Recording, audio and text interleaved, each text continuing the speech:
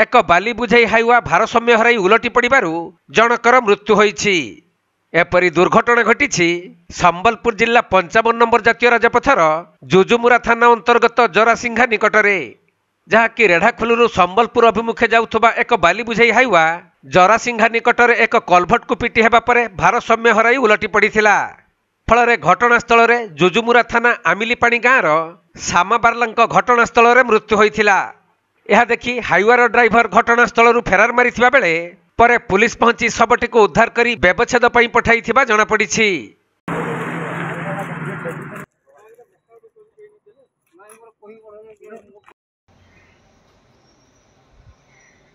Sambalpur जिल्लारू Vinod Kumar Sethi report, Konark live.